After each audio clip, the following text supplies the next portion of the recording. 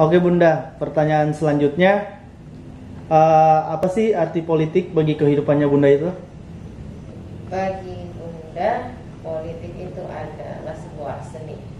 Kalau kata Aristoteles, politik itu adalah usaha warga negara untuk bersama-sama memperjuangkan sebuah kebaikan. Ya. Dalam Islam juga seperti itu.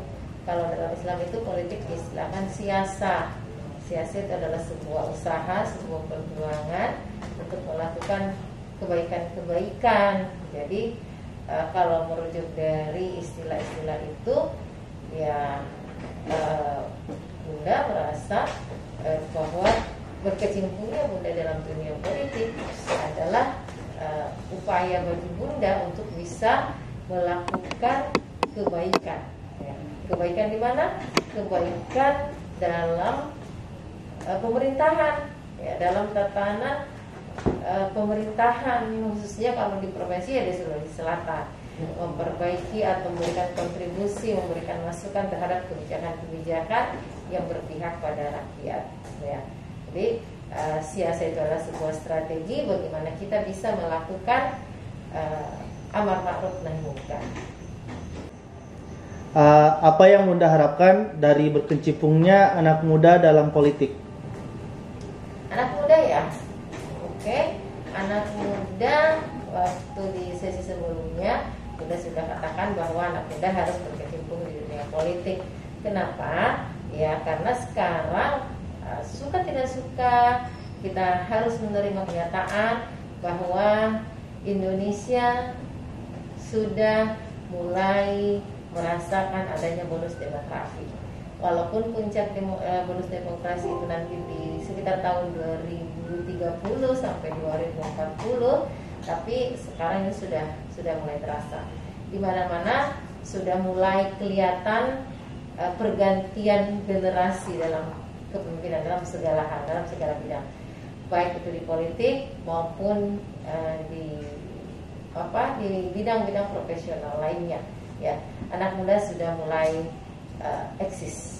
Ya, jadi jangan hanya anak muda itu jangan hanya ada di konten kreator, jangan hanya ada di fotografer atau dunia kreatif lainnya, tapi juga mereka harus berada di dunia politik, ya, di dunia akademis, ya, dan semua ini pasti akan terisi dengan anak muda. Ya. Dan kenapa harus di dunia politik? Ya karena pastilah ada anak-anak muda yang suka dunia politik, yang punya passion di sana, dan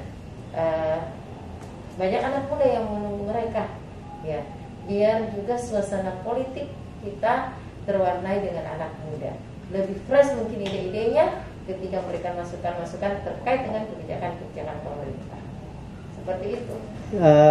Oke, selanjutnya gimana sih Bun cara anak muda untuk masuk partai itu?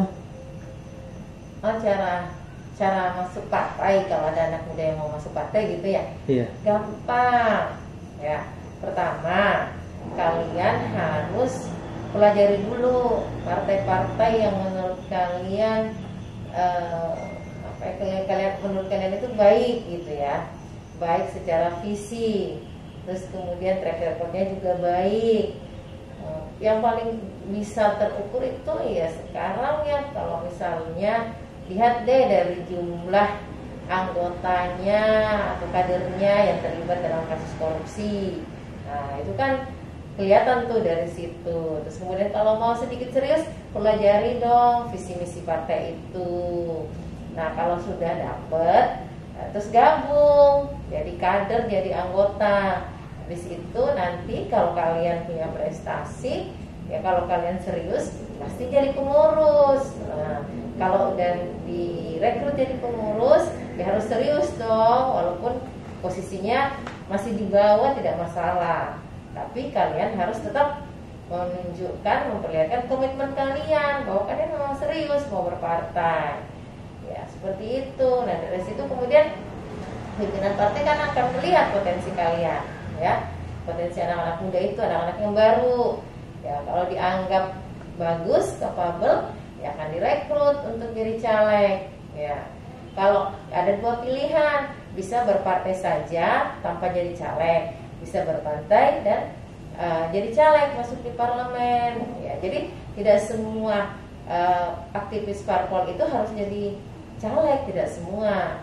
Kadang-kadang ada orang yang memang hanya suka berorganisasi saja, ya. Tapi kalau mau jadi caleg harus lewat partai. Kalau mau jadi masuk di parlemen harus lewat partai, ya. Kecuali kalau untuk DPD itu personal. Begitu. Oke, mungkin pertanyaan terakhir, kok milih PKS sih Bun partainya? Milih PKS? Ya, iya dong. Kan Bunda sudah pelajari dengan baik visi partainya, terus lihat orang-orangnya, lihat pengurusnya di pusat sampai wilayah.